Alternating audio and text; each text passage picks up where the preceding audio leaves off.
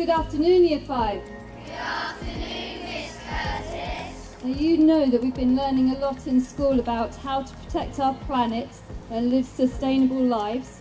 And today it's my very great privilege to be able to introduce two special guests to Nicholas Hawksmoor. Hi boys and girls. Coming here to talk to you about something which is so important to all of us is one of the fastest people on the planet, Sebastian Vettel. Hello, girls and boys, thank you very much. We have the Grand Prix coming up, but I think we have a different subject to talk about today. We're going to talk to you about how important the environment is.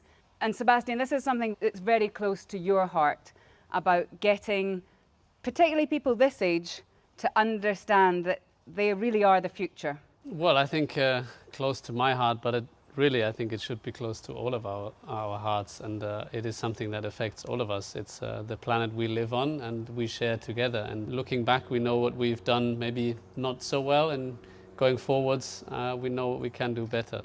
This week at Silverstone, there's going to be 140,000 people, which is difficult even to imagine. Now, can you imagine, though, if they all brought a plastic bottle? That's going to be really bad. So it's little things, isn't it, that can make a difference? Yeah, that's right. We have a partner in our team, BWT, it's an Austrian company, and they have a very clever solution. So instead of having the necessity to carry a plastic bottle to wherever you go and you would like to have a drink, you just fill up your own bottle. And fighting, single-use plastics, they came up with a machine basically that you connect to the tap, and it gives you very nice drinking water. Is there a level of guilt when promoting sustainability while using non-renewable sources? Yeah, there is. I feel, you could say that I'm a hypocrite because I'm doing something opposite to what I'm saying we need to look out for. But I think we will not change people's opinion by forbidding something. So forbidding me to drive the car, I think will not have the effect that we like. So I think it's up to us to find solutions that we can still keep on doing these things. Is there any changes within your home that makes your carbon footprint smaller? Yeah, I switched to renewables when it comes to electricity. So I'm trying to be as autonomous as I can be with loads of solar panels. Changing a little bit the habits at home. So I used to leave the lights on because I couldn't sleep at night without the light, so they don't need to be turned on. Are you scared of the dark? I used to be. Now it's okay. So now It has to be dark to be. But when I was younger, when I was your age, I always had to leave the lights on. Are you still friends with Mark Webber? I always was fine with Mark, but there was a time where we had a little bit of a fight on the track. I'm even grateful for that, fight that we had, because I was so stubborn. I had my opinion. He was so stubborn, had his opinion. But then we talked about it and we got together, and I think we cleared it. So it's a good example of, sometimes you have really the opposite opinion of somebody else, but you really just need to talk about it with her or him, and I think you will end up getting a lot closer. If there was one unsustainable thing you could fix in Formula One racing, what would it be? Well, I think the easiest one to fix would be the calendar. Now we are traveling from one place in the world to the completely other side and back, and we're traveling back and forth.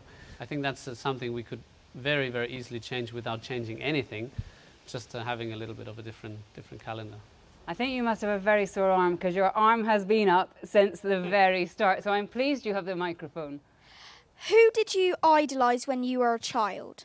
Well, there was a racing driver, Michael Schumacher. I don't know if you kids know him. He was my idol, and when I think I was around your age, I was able to meet him, and he was my hero. So later on, I even raced against him. I really got to know him as well, so that was nice, because then we became friends.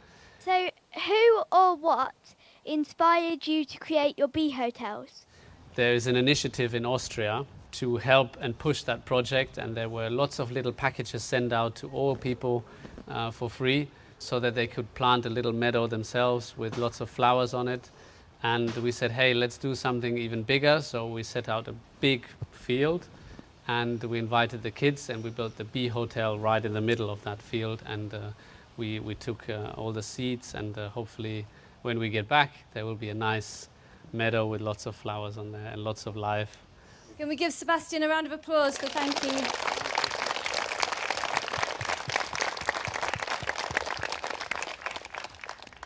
It's not just you, Aston Martin, either.